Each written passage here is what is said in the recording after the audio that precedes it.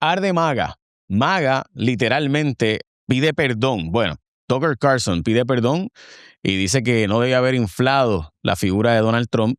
Yo no creo que él lo infló, pero ciertamente ayudó. Carlos Dalmau, esto es un nuevo orden mundial, versión cuando Mike Tyson pelea con Buster Douglas y Buster Douglas le gana. Analogía que yo no me inventé, que dijo Carlos Dalmau y yo pues he copiado. Así que, Carlos, yo creo que no hay una analogía más certera. ¿Qué pasó? Que Irán se convirtió en Buster Douglas, se convirtió ahora en te puedo derrotar militarmente, pero yo te destruyo todo. Básicamente, tu ideología de superioridad mundial. No eres tan poderoso nada. Hay una vulnerabilidad y puedo yo aprovecharme de ella. Saludos, Jay, a ti y a todos los que nos sintonizan por tus redes y otras plataformas. Sabes que estuve unos días fuera por una situación familiar que luego quizás en otro momento podemos discutir, Seguro. porque creo que hay aprendizajes ahí para otras personas, pero no es ahora. La metáfora del boxeo, tú sabes que a mí me gusta mucho el boxeo. Me gusta y lo he estudiado y lo disfruto. Y Mike Tyson, para los que no sepan esto, que lo debe saber la mayoría, pero Mike Tyson fue el peso pesado dominante por gran parte del final de la década de los 80 y principios de los 90. O sea, un individuo que destruyó a toda la oposición. Y de pronto, cuando está quizás en un momento donde nadie piensa que puede perder, se enfrenta a un desconocido en una pelea que todo el mundo pensaba que no iba a durar un par de asaltos, y ese desconocido se llamaba Buster Douglas, y Buster Douglas le gana, noquea a Mike Tyson.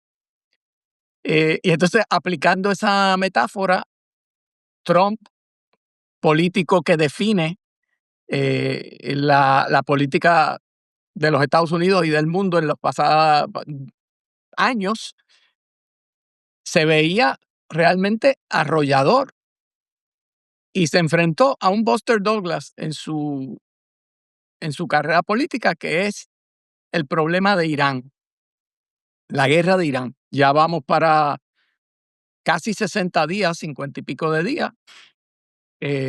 Una guerra que cuando comenzó fue presentada como que, como si esto fuera Venezuela. Un paseo. Acabamos de liquidar al ayatolá. Una invitación al pueblo iraní a levantarse y recuperar, ahí está, a recuperar. A mí me fascina. Fue un upset tan grande que gente no lo podía creer. Bueno, ¿y qué pasa?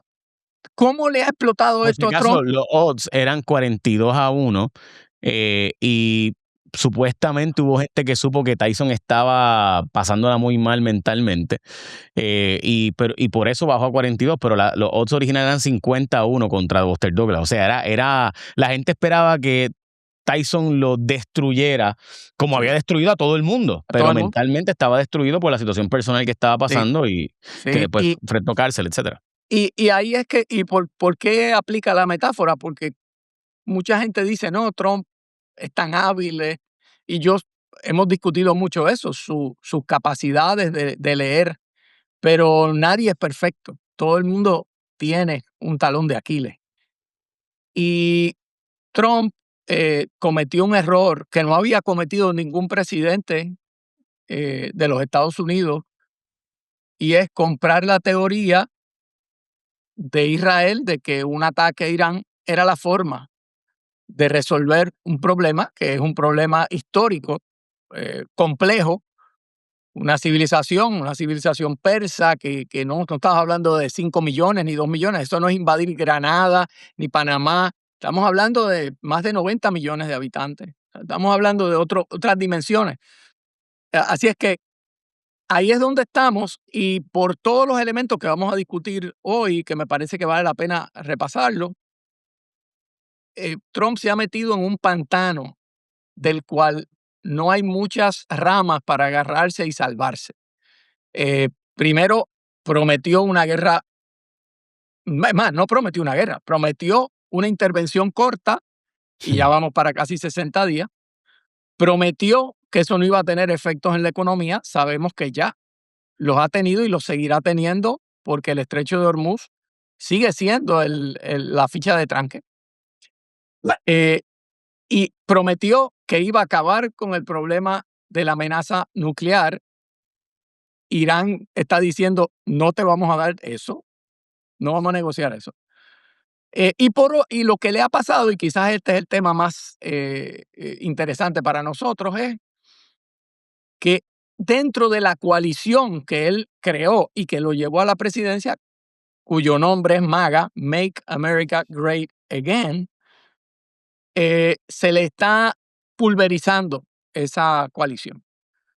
Ya esa coalición, que era una coalición suficiente para llevarlo 2 veces a la presidencia, en las encuestas se ve muy debilitada y ya muchos de las figuras más destacadas de ese movimiento que lo apoyaron, como Tucker Carlson, Megyn Kelly, Candace Owens, Alex Jones, por mencionar los más vociferantes y conocidos, abiertamente se le han ido en contra al presidente. Al punto de que Tucker Carlson ha dicho que se arrepiente y pide perdón, lo cual es un acto de total, para mí que de total demagogia. Tucker Carlson, para que nadie crea que estamos aquí cargándola para un lado o para el otro. Carlson es un demagogo de gran talento, pero demagogo. Lo que pasa es que ha leído en la pared, ha leído que Trump está en el pantano y ha decidido, en vez de enviarle una ramita para salvarlo, ponerle un pie para hundirlo. Eso es lo que está pasando desde el punto de vista de Tucker Carlson, que, como digo, lo que le interesa es seguir siendo una figura influyente, pero ve a Trump. Con esto te voy a pasar la bola. Y es para provocar un poco de pensamiento. Esto no es un juicio moral de la acción de Trump contra Irán. Irán es un régimen teocrático, opresivo, anti-occidental, anti-americano. Todo eso es verdad. Pero los presidentes de Estados Unidos saben algo. Lo que no te perdona tu gente no es la guerra. La guerra te la perdonan. Es más, les gusta. Siempre que gane. Si no ganas, si pones en riesgo la economía, si pones en riesgo vidas sin resultado, ya hay cero tolerancia. Después de Vietnam, el pueblo americano ha perdido la tolerancia. En el pasado la había. En el pasado tú podías tener una guerra como la de Corea, que murieron decenas, no cientos de miles de vidas americanas y el pueblo lo aceptaba porque era parte de ser un imperio, de ser el campeón de la democracia. Ya eso no se acepta. Y eso Trump lo sabe y lo que está ocurriendo es que hay una guerra sin una clara solución y eso es lo que está hundiendo hoy a Donald Trump en su extraordinaria y meteórica carrera política que ha roto todas las expectativas y es como el campeón que dice yo vuelvo y gano y ese siempre gana, pero me parece que se ha enfrentado en este caso a su Buster Douglas. Yo tengo que añadir brevemente que, por si acaso, también parte de su problema es algo que yo creo que él está convencido de que él va a pasar a la historia, él quiere pasar a la historia como un Mount Rushmore president. Y él quiere cambiar tantas cosas que una de las cosas que pretendió cambiar fue el consejo que le habían dado Obama, Bush, o sea, ¿por qué George Bush padre no fue a Irak, no fue a Bagdad? Cuando la guerra de Kuwait, George Bush padre, que había sido jefe de la CIA y vicepresidente de Estados Unidos, o sea, unas personas con más acceso a la inteligencia de la historia de llegar a la presidencia, entró a la guerra de Kuwait para evitar que Irak se quedara con Kuwait después de la guerra de Irán, que envalentonado Saddam Hussein quería, porque él dijo, es que yo quiero sacar a Saddam Hussein. Pero si yo saco a Saddam Hussein, voy a desestabilizar totalmente esa zona porque George H.W. Bush, Bush padre, sabía la diferencia entre Sunni y chía. Y eso fue lo que George Bush, hijo, W, no sabía. Entonces, Sí, y esa diferencia es súper importante. No, tú lo has dicho perfectamente. Y me parece que en el caso de Irán, en parte es lo mismo. O sea, es no entender, porque para nosotros es muy difícil comprender que seres humanos estén dispuestos a tú quieres sacar al régimen. Pues yo voy a quedar aquí y aunque mi vida signifique el próximo next man standing, que fue lo que pasó en Vietnam, y un estudiante de la historia sabría eso. Un ignorante, ¿no? O sea, una persona que sabe que, y por si acaso, consejo que se le dio, Obama, Biden, Bush hijo, Bush padre, todos ellos pasaron por Clinton, pasaron por la experiencia y todos han dicho de cómo se había intentado antes por Israel venderles el cuento de que tumbar Irán iba a ser fácil y que ellos tenían una estrategia y que se iba a crear un uprising, que se iba a crear protestas en las calles. Todos habían pasado por esa experiencia. Ninguno se atrevió a tocar el botón porque sabían que había unos riesgos. De hecho, el secretario de Estado, Blinken, el secretario de Estado bajo Biden, dijo recientemente que cuando Netanyahu fue con Obama, porque él era el segundo en mando del 2015 con las negociaciones de Irán del 2015, que Netanyahu le vendió el mismo cuento a Estados Unidos y Obama. Y que ellos mismos decían, es que nosotros no podemos cucar el toro de que esa gente se atreva a quedarse con el estrecho de Hormuz porque cambian todo el esquema global de diferentes asuntos y cosas, y por tanto, nosotros lo que precisamente no queremos es hacerle pensar al régimen que los vamos a sacar al régimen, porque el régimen, si se siente amenazado como régimen de ayatollah, va a atreverse a hacer cosas que bajo otras circunstancias no se atrevería. Nunca se habían atrevido a hacer lo que hicieron en Hormuz.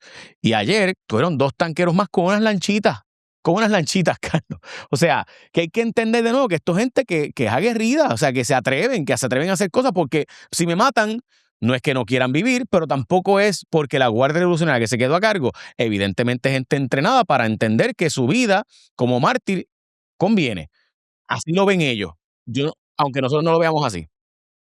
Y, Carlos, el hecho de que Tucker haya dicho que Trump es el anticristo o que no, ¿verdad? No se cree Dios, me parece que te está dando unos mensajes. Y también hay otras cosas que están pasando, pero hay que decirlo, Trump es un lame duck president, o sea, un presidente que no va a la reelección, aunque él coquetea con sí, pero no, sí, pero no. Sabemos que las probabilidades de que pueda hacerlo son muy bajas, por no decir ninguna.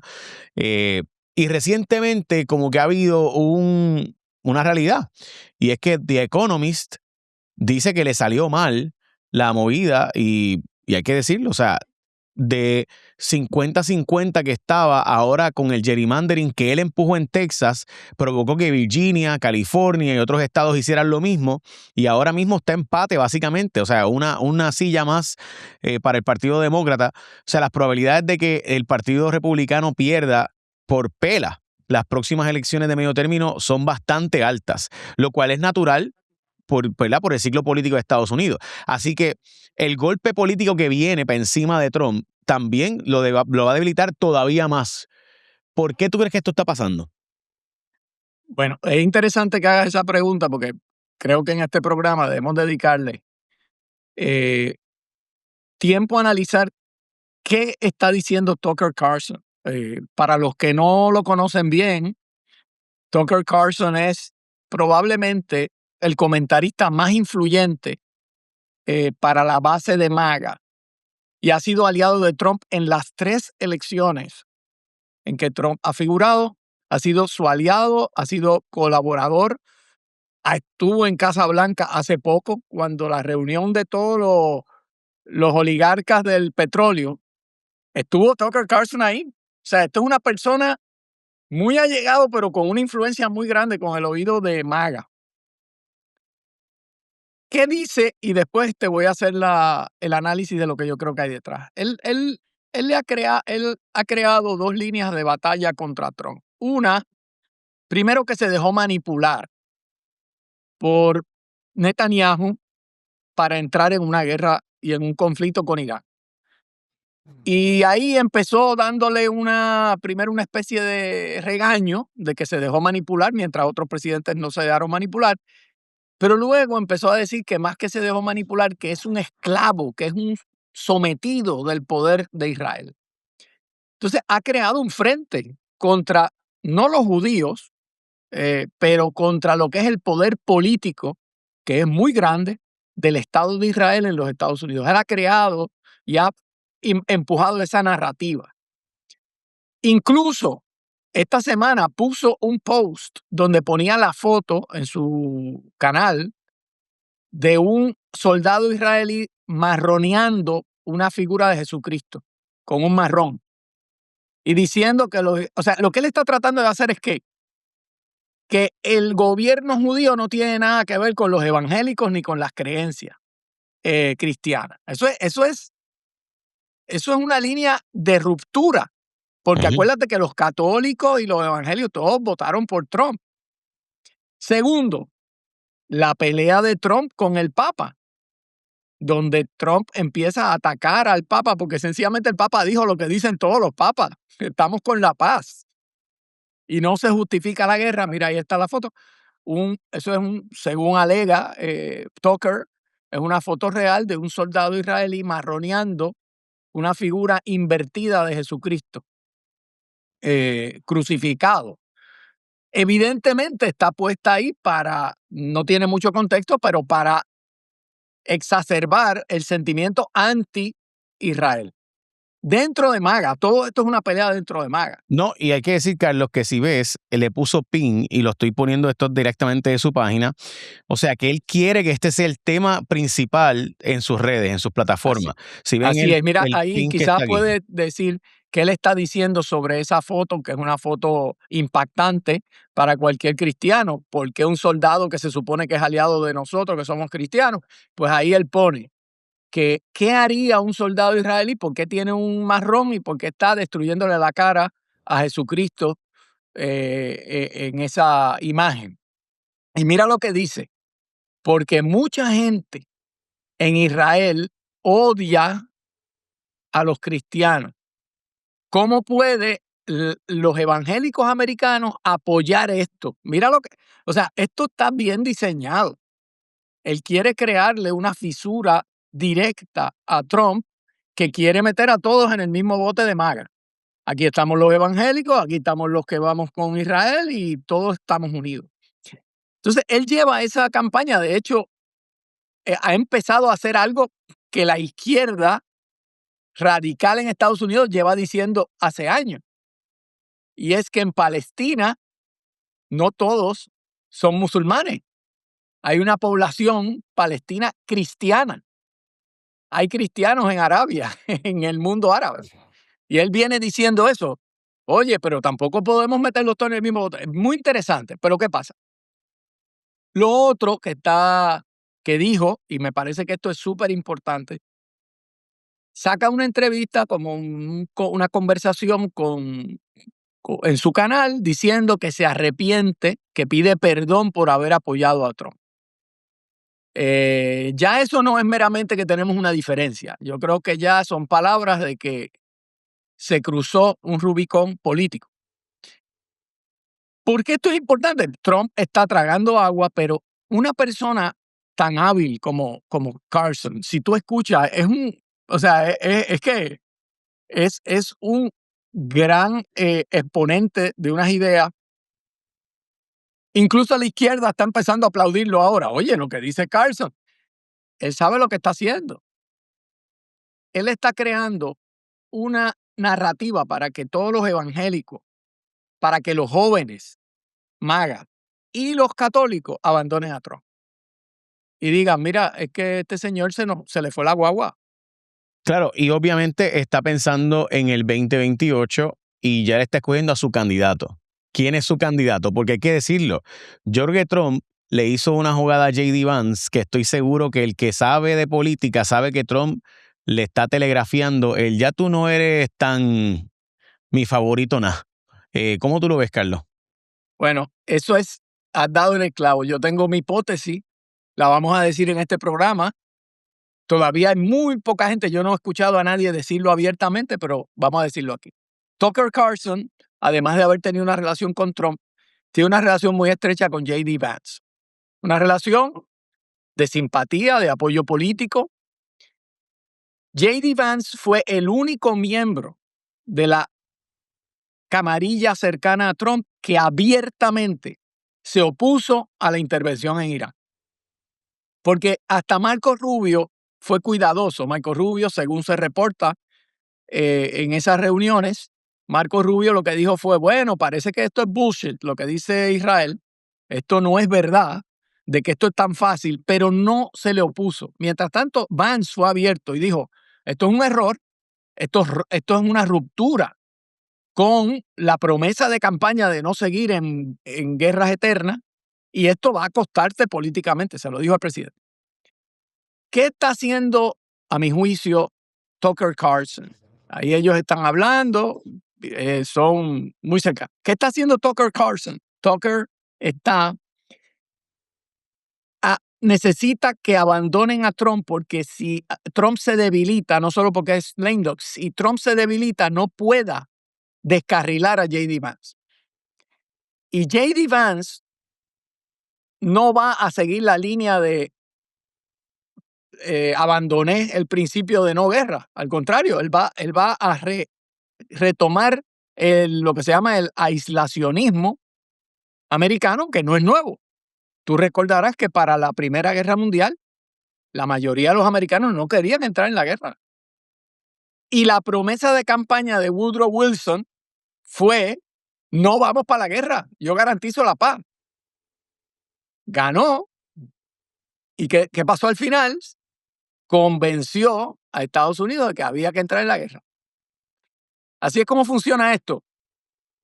J.D. Vance es el candidato de Tucker, pero la preocupación de ellos, porque tú puedes decir, bueno, pero ¿por qué tienes que atacar a Trump? Deja que eso siga su curso. No, porque ellos no confían que Trump va a apoyar a J.D. Vance. Ellos no confían en eso. Y gente cercana que ha vivido con Trump siempre dicen que él se come a sus allegados. Se los come y los escupe, los huesos, porque Trump es Trump primero. En realidad él dice America First, pero es primero Trump, segundo Trump, tercero Trump y después hablamos. ¿Y qué pasa? En este dilema donde hay una lucha de sucesión, ¿quién se queda con ese movimiento que ha sido exitoso y ha elegido 2 veces a Trump? Tucker Carlson quiere ser el kingmaker y su candidato no es Marco Rubio, su candidato es J.D. Vance. Y esa es mi hipótesis. Varias cosas. Primero, J.D. Vance no era cercano a Trump en un principio. El que era cercano a J.D. Vance era el hijo de Donald Trump. Y de ahí sale la relación de ellos dos, ¿verdad? Y surge toda aquella conversación de que J.D. Vance sería el candidato idóneo del Partido Republicano a la vicepresidencia y del grupo MAGA. Yo creo que han ocurrido un par de cosas recientemente que nos deben hacer ver que es una posibilidad que haya un rompimiento entre ellos dos. Por ejemplo, sabemos que ha habido diferencias entre ellos, donde recientemente, además de que J.D. Vance dijo públicamente, dijo en privado, pero hizo saber en público las diferencias que tenía con el presidente sobre el tema de Irán. También cuando se va a Hungría a apoyar a Víctor Orbán, él llama al presidente Trump y Trump no le contesta la llamada en 2 ocasiones. Y eso no es, en mi opinión, casualidad. Donald Trump lo envía como el envoy a negociar en Irán y en las negociaciones no logra nada. Y Trump sabía que no iban a lograr nada. Él sabía que eso está, y lo envía a él, y en una segunda ocasión ni siquiera J.D. Vance sale porque pues no hubo tal negociación ni tal reunión como se había anunciado. O sea, ha habido un intento de meter a J.D. Vance en una situación media compleja. Y yo creo que tú diste en el clavo, Carlos, no yo, cuando planteas que es posible que haya habido una situación de falta de lealtad cuando J.D. Vance no defendió al presidente, sino que al revés, le tiró a matar de que no te metas en esto de Israel, no le hagas caso a Netanyahu, mientras que lo que hizo Marco Rubio fue decir, yo creo que eso es bullshit, eso de que va a haber un cambio de régimen, eso es basofia. Eso es una cosa, o sea, yo no le creo a Netanyahu y otra cosa es decirle al presidente, estás cometiendo un error, no hagas esto, bla, bla. Así que de acuerdo contigo en que es posible que lo que estén tratando es de telegrafiar. Mira, Jay, hay Sí. un dato que quiero compartir para enriquecer el análisis. Hay quien puede estar escuchando nuestra conversación y dice, ¿y por qué usted le dan tanta importancia al tema religioso? Estamos hablando de política. Y es que el sector que fue decisivo en la victoria de Trump fue una coalición, no fue un solo sector. Pero el sector decisivo fue el sector cristiano, que se divide de varias maneras. Están los evangélicos, que quizás es el más influyente por la cantidad de evangélicos blancos que hay que votaron por Trump en estados clave, pero también los católicos. Los católicos, 25% más votaron por Trump. ¿Por qué? Por los issues conservadores, la protección contra el aborto irrestricto, ¿verdad? Como el argumento, la familia, los valores familiares, esta idea que en la campaña la explotaron muy bien de que los demócratas tenían un free for all, que los deportes ahora iban a ser dominados por los trans. Todas estas slogans de campaña le hablaron a los católicos. ¿Qué pasa? En este momento, esta guerra ha exacerbado el debate religioso también, porque lo que está diciendo Tucker Carlson, esto es importantísimo, es a ti te vendieron católico y a ti te vendieron evangélico que apoyar a Israel era parte de te convenía. Pero hoy estás descubriendo, y Tucker es uno de los que lo está articulando, los intereses de la comunidad cristiana y católica no son los mismos del Estado de Israel. Eso no tiene que ver con la religión judía. Eso no tiene que ver con el Antiguo Testamento ni con el Torá. No tiene que ver con eso. Tiene que ver con que el Estado de Israel ha usado la propaganda para venderte que es, la supremacía de Israel es importante para tu religión. Y eso es una falsedad. Según Tucker lo explica, mira qué interesante. J.D. Vance se crió en una familia, eso está documentado, él publicó una biografía y luego fue una película sobre su origen, que es un origen relativamente pobre o de medios limitados. Y él se crió en un hogar evangélico, pero luego él se convierte formalmente y se bautiza católico. Y está casado con una mujer que es hindú, es de la religión del hinduismo. Entonces no es el típico americano, digamos como aquí lo vemos, el blanco protestante WASP. Él no es el típico. Primero que su origen no es de alta alcurnia. Es un chamaco que viene, clase media baja, que pudo estudiar. 2, es católico. El último presidente católico fue demócrata. Los 2 presidentes católicos han sido demócratas, John F. Kennedy y Joe Biden. Los republicanos casi siempre son evangélicos y él es católico. Y es interesante porque fíjate que Tucker, y yo todo el tiempo que lo oigo pienso en J.D. Vance. Fíjate que Tucker dice, Trump no es un hombre de religión, es un hombre de su tiempo, ateo o que es agnóstico, que no cree en nada de eso. ¿Con qué se relaciona esa visión de mundo? Con los liberales demócratas, que son seculares, que creen en muchas cosas, pero no creen en la tradición cristiana. Esa es la construcción que está haciendo. Entonces está diciendo como que Trump es un infiltrado que nos engañó y que el real McCoy viene. No lo menciona porque si lo menciona, Trump lo liquida ahora.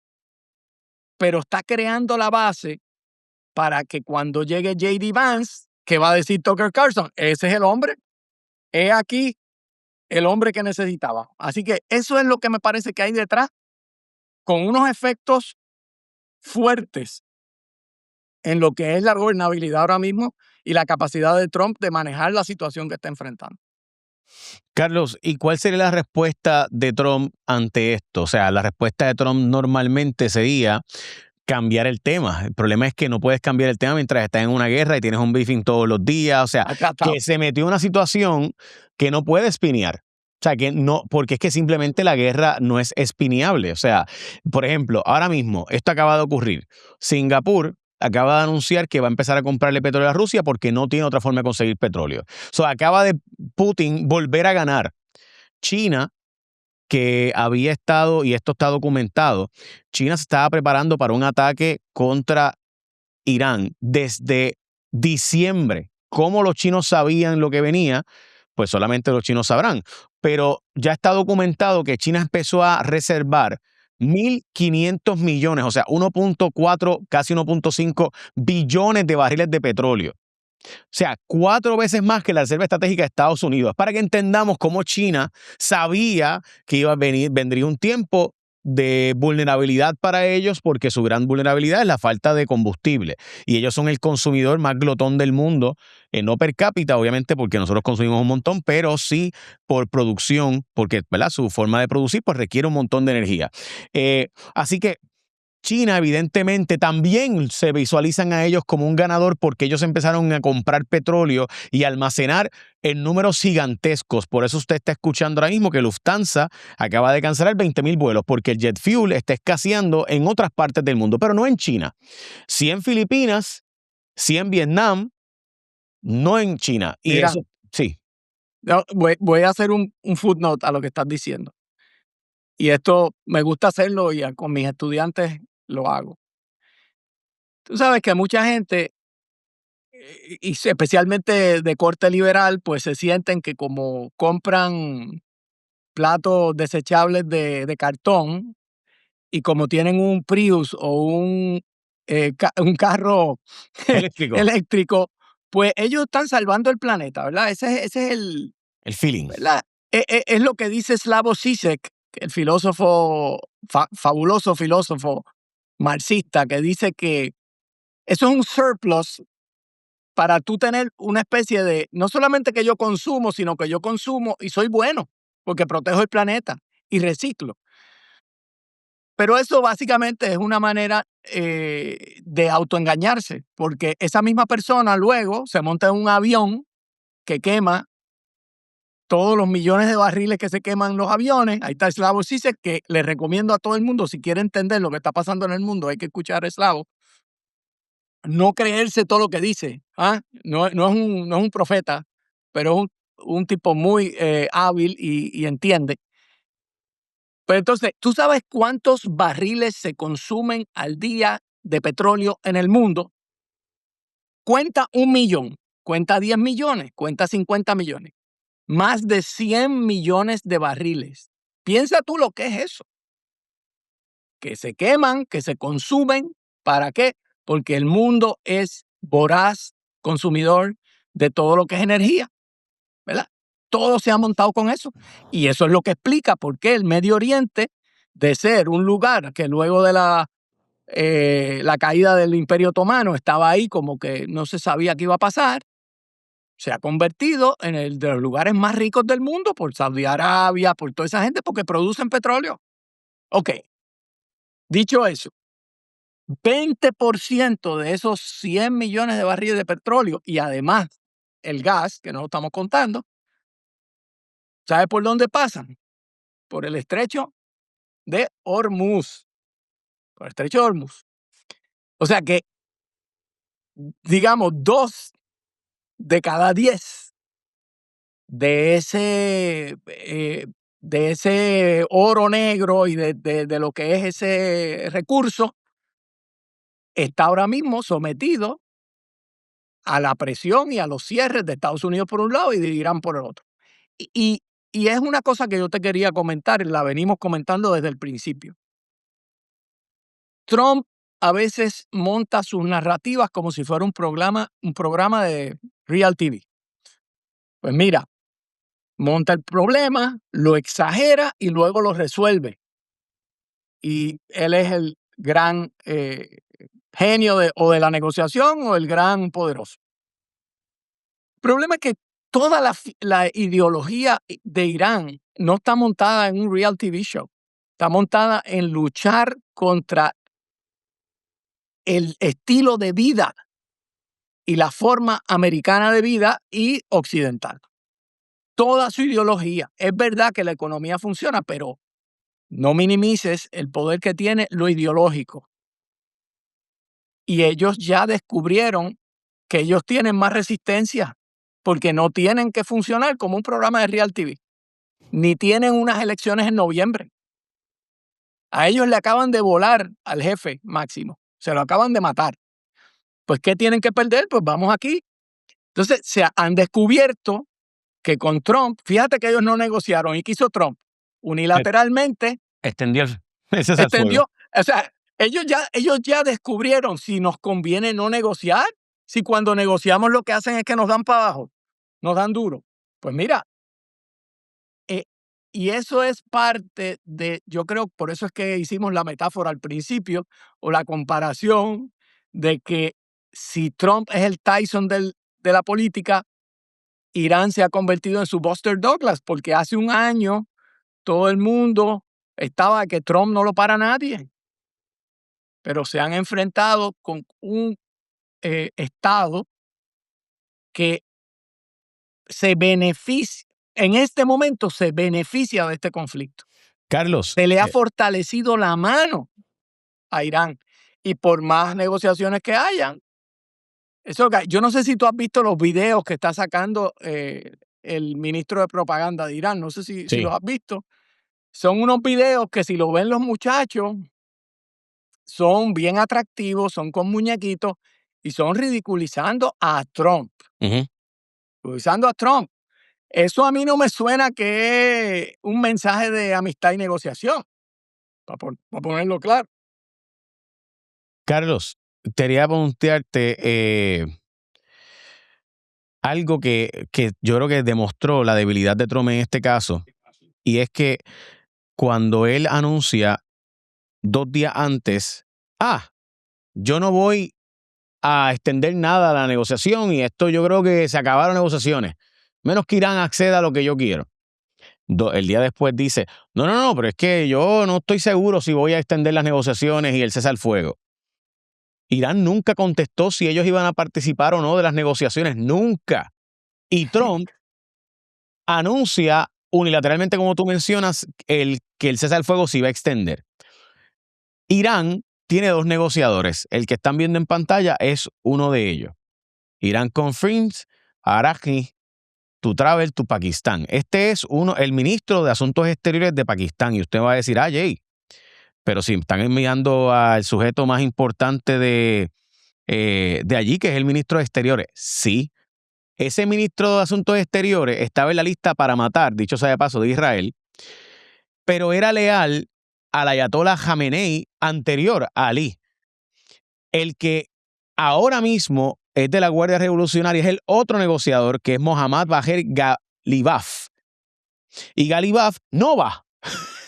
Así que, ¿y qué pasa? O sea, el punto es que Irán dice, sí, vamos a ir a negociar, vamos a enviar al que lo que puede es hablar y puede tener muchas conversaciones y es el ministro de Exteriores, pero el que de verdad puede negociar a nombre del régimen, del actual régimen, que es el IRGC, que es la Guardia Revolucionaria, no va.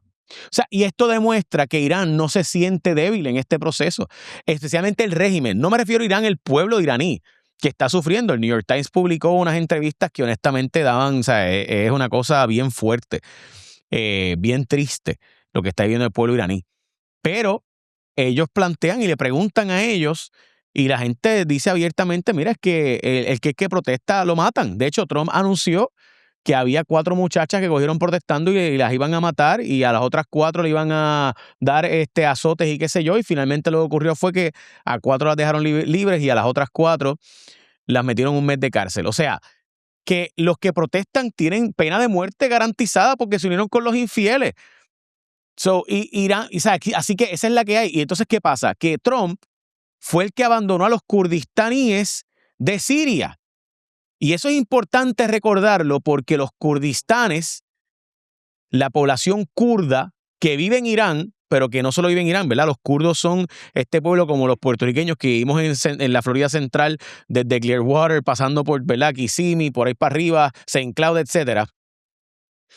Pues tú escuchas la gente y piensa que Kurdistán son un ente monolítico. No lo son, obviamente los kurdos son diferentes poblaciones que viven en parte en Siria, que viven parte en Turquía, que viven parte en Irán y que viven parte en la zona de Irak.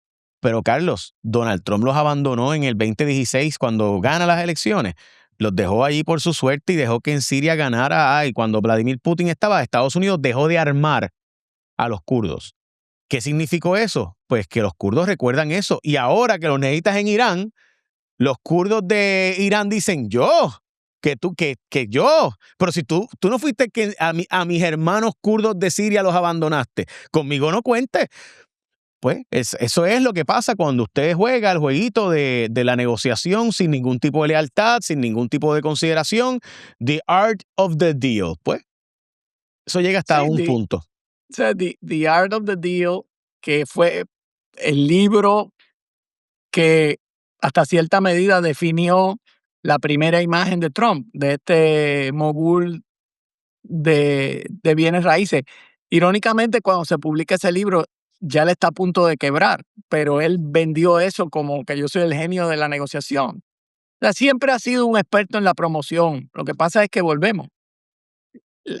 Los políticos pueden salirse con la suya con todo tipo de historia. Y él ha tratado de decir, aquí no hay guerra, ya ganamos. Todo eso tú lo puedes decir.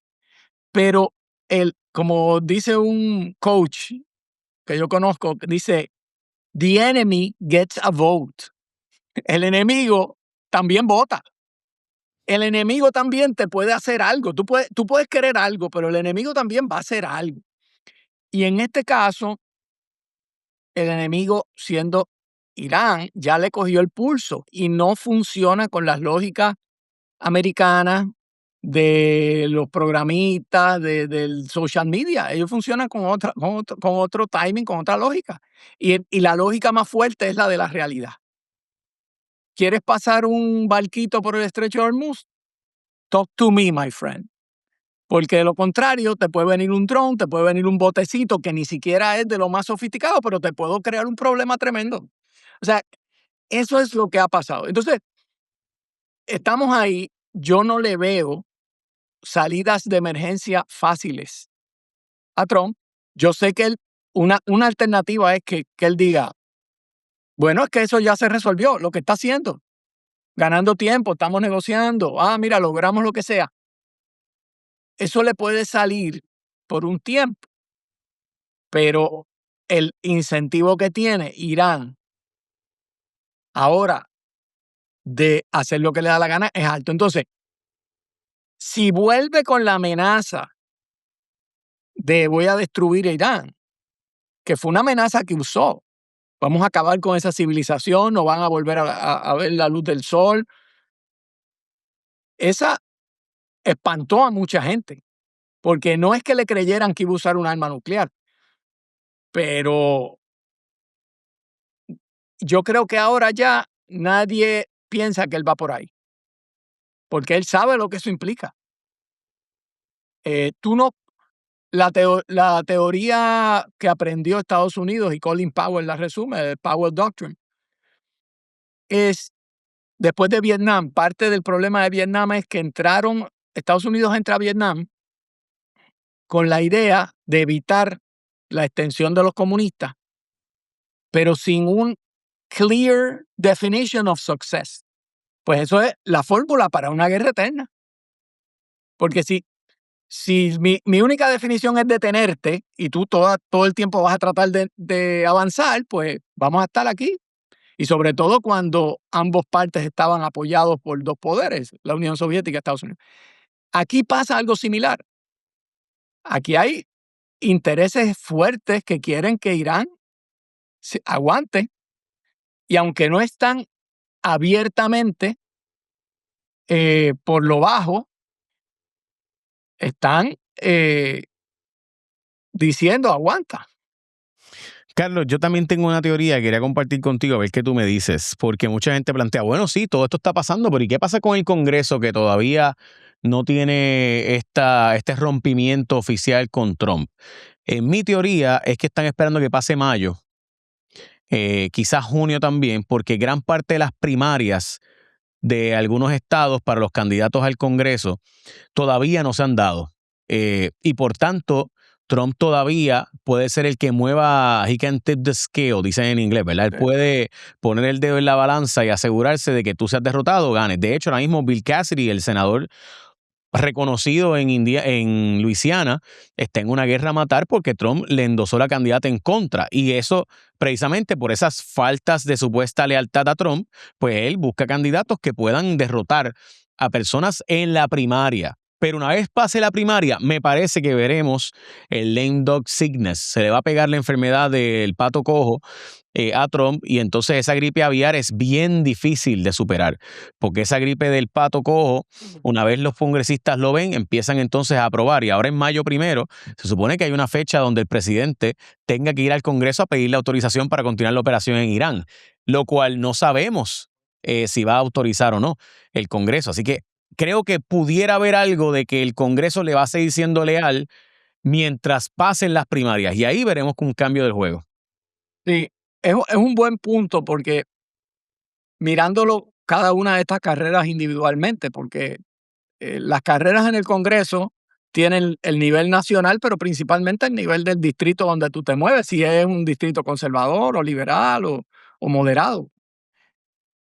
Pero lo cierto es que para un legislador republicano, luego de haber defendido a Trump a brazo partido, es difícil romper con él a meses de las elecciones. O sea, es difícil porque de pronto toda tu narrativa se te va para el piso y el oponente dice, mira, está tan avergonzado que, o sea, entonces tiene que hacer un poco como bajarle al perfil de Trump y tratar o sea, la táctica es típica, atacar a la oposición, atacar a los demócratas, lo que puede pasar. Pero eso funciona cuando la visión de los demócratas está fresca en la mente, pero ahora mismo los demócratas, como yo lo veo, están actuando como aquel que dice, si tu enemigo está prendido en fuego y va camino a un precipicio, no lo empujes, porque va y te agarra y te quemas tú y te caes tú.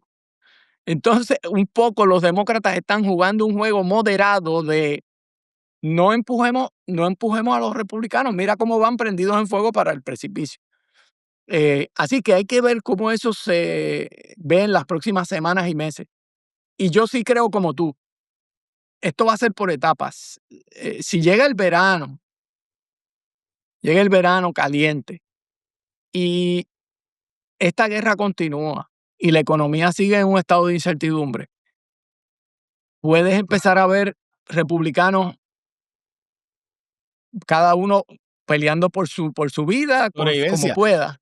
Pero Carlos, hay que Y plantear que el Congreso, y perdóname que te interrumpa, quizás para nosotros esto no es normal, pero en el Congreso las primarias son las elecciones. O sea, la inmensa mayoría de los distritos congresionales eso es están verdad. tan y tan gerrymandered, o sea, están tan y tan dibujados para el partido, a favor de un partido. Para que tengamos la idea, lo que acaba de pasar en Virginia para mí es una vergüenza, aunque sea favorable para los demócratas. Pero Importante. un estado que está 6-5 actualmente en su delegación del Congreso, hombre, respondiendo a lo que hizo Donald Trump en Texas, no hay duda. Trump le quitó 5 congresistas a Texas cuando presionó para que Texas cambiara sus distritos, distritos congresionales.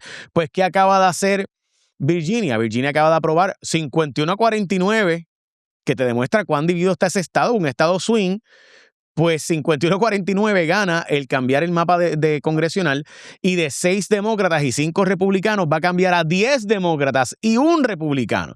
Obviamente en respuesta a lo que dijo Trump y lo que hizo Trump, que también California lo hizo y otros estados. Pero el punto es que en Estados Unidos cada vez más el gerrymandering, o sea, el que se ajusta a tu distrito del Congreso por el cual tú eres electo a el partido que va a ganar, se ajusta tanto que la primaria es la elección. O sea, Nidia Velázquez, por ejemplo, gana ¿por qué? 98, 96% de su distrito, que está súper demócrata.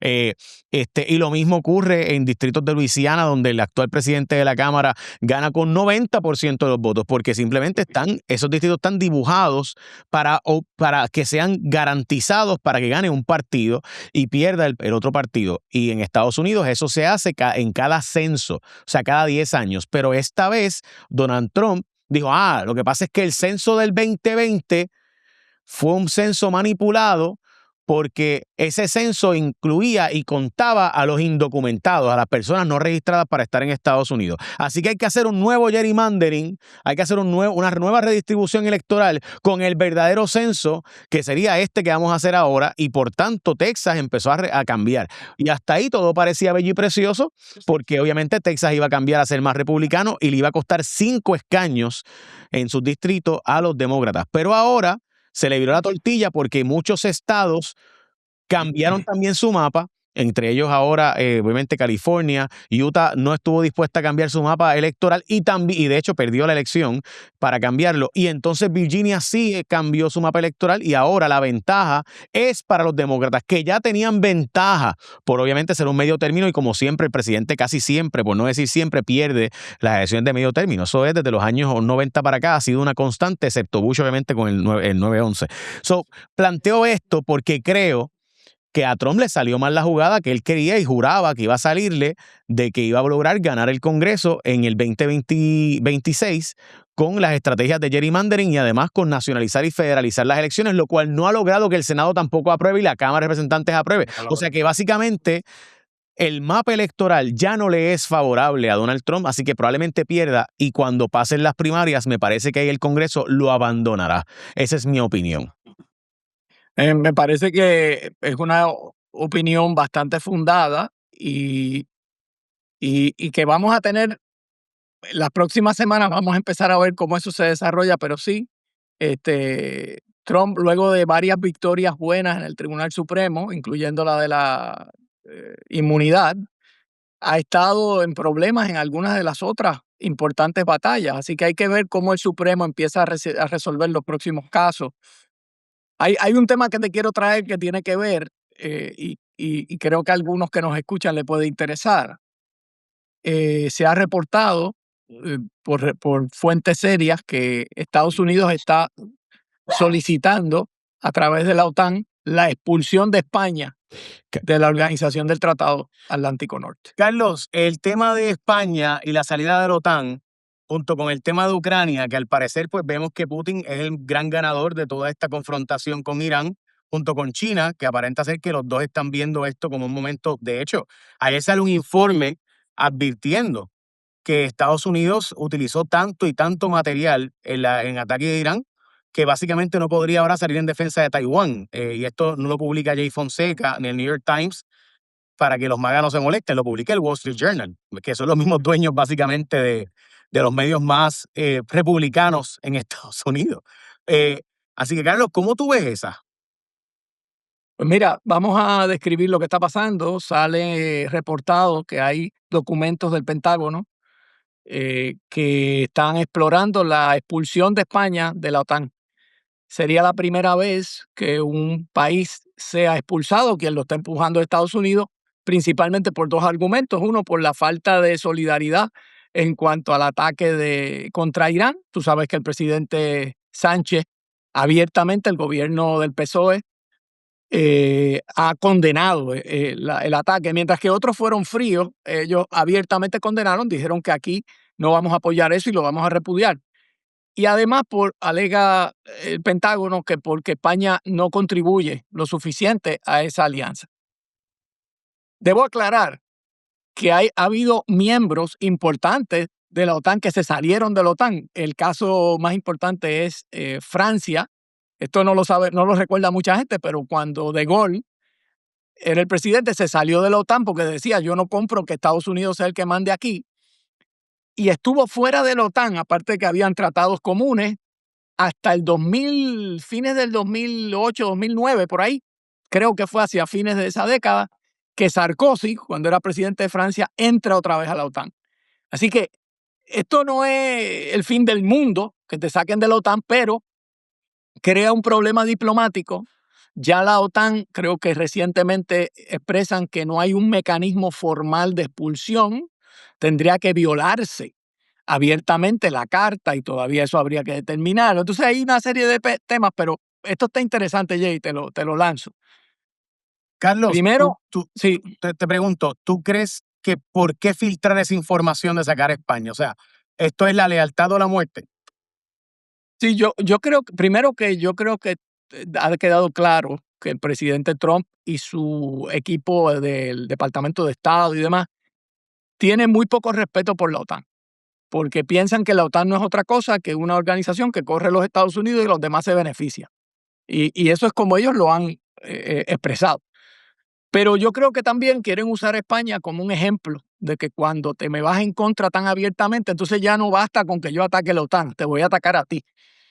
Y eso a mí me está interesante porque en Puerto Rico, como yo te he dicho, hay un fenómeno interesante de ciudadanos americanos puertorriqueños que han encontrado que es muy valioso conseguir la ciudadanía española y de hecho jurar como ciudadano español implica jurarle lealtad al rey de España por encima de cualquier otra jurisdicción y cualquier otro estado, ¿verdad? Que cuando ese puertorriqueño recibe ese pasaporte ha jurado lealtad al rey. ¿Qué pasa cuando esas dos ciudadanías entran en conflicto? Y si hipotéticamente si hubiera un conflicto entre España y Estados Unidos, pues habría que esos ciudadanos duales tendrían que escoger a cuál le van a dar su lealtad. Eso sería, es un hipotético, pero a nosotros los profesores de derecho nos encantan los hypotheticals porque te ayudan a entender algunas situaciones mejor.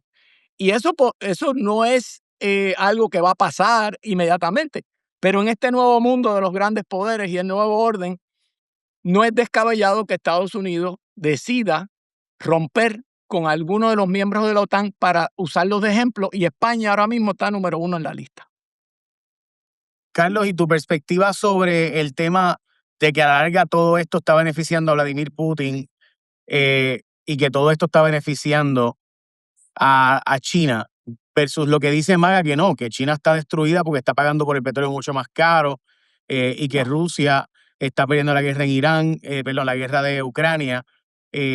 ¿Cómo tú ves, o sea, cuál de las dos narrativas está siendo más efectiva? Bueno, objetivamente, vamos a ir primero a Rusia. Rusia hace 6 meses había un bloqueo, ¿verdad? Un bloqueo de Occidente de no comprarle petróleo y gas a Rusia y eso cambió.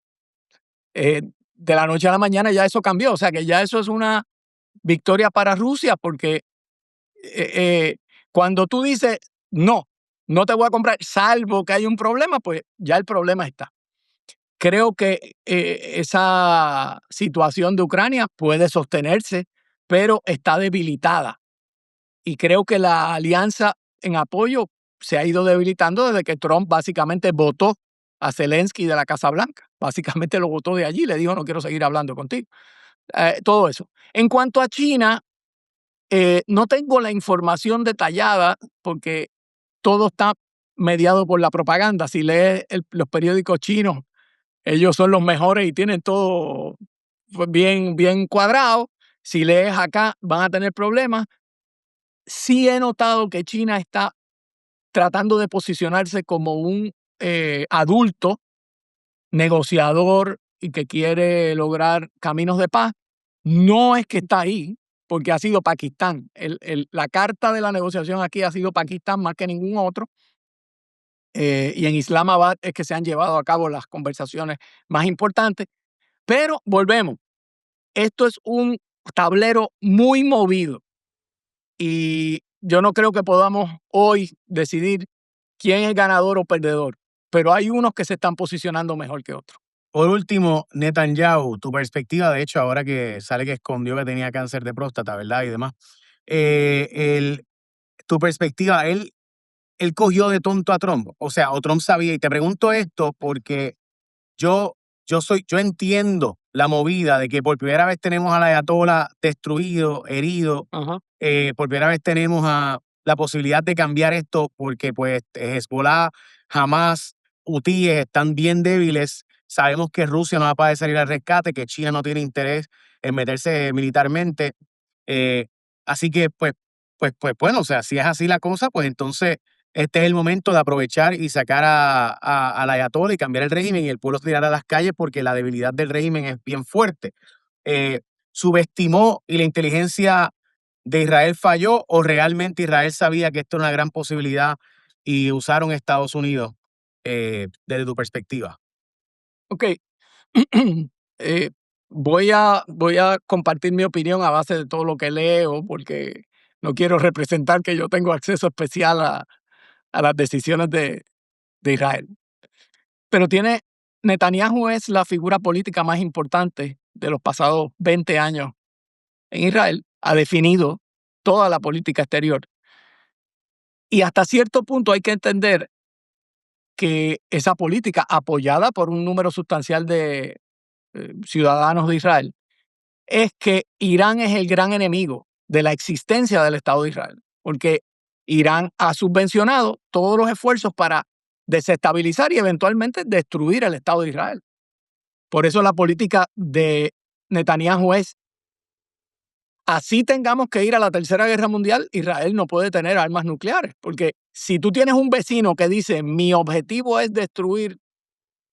destruirte, y el día que tenga la capacidad te lo va a hacer, porque ese es su objetivo. Okay. Yo no creo que hubo un diseño particular para engañar a Trump. Yo creo que Netanyahu viene diciendo lo mismo. Yo creo que Trump se embriagó en un contexto donde él está rodeado de yes people, salvo unas contadísimas excepciones, donde tiene una edad que ya le importa poco las consecuencias de las cosas porque tiene 80 años y dice, bueno, ¿qué pasará?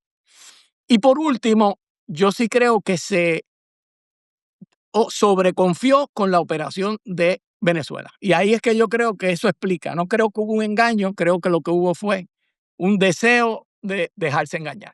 Yo pienso que Israel sabía que este iba a ser probablemente, pero pues vale la pena el intento. Esa es mi perspectiva. Mi perspectiva es que Israel sabía, pero vale la pena el intento. Y honestamente, si tú miras el momento histórico, no puedo, o sea, no te puedo decir que yo no hubiera hecho algo parecido. Ese es mi problema con todo esto de Irán. O sea, yo creo que yo no lo hubiera hecho, pero también si no era ahora, ¿cuándo? Cuando se recuperara de nuevo, cuando lograran más uranio, o sea, ¿cuándo? Pues esa es la pregunta. Pero pues, esa respuesta no la tenemos nosotros. Con eso nos despedimos. Grade. Con eso nos despedimos. Te veo, Carlos, gracias. Y con eso nos despedimos, pero esa es la dimensión trágica de la política. Cuídate. Esa es otra. Siempre que tú tiras una bomba, no sabes para dónde va a explotar. Nada. Y eso es un nuevo orden mundial. Gracias, Carlos.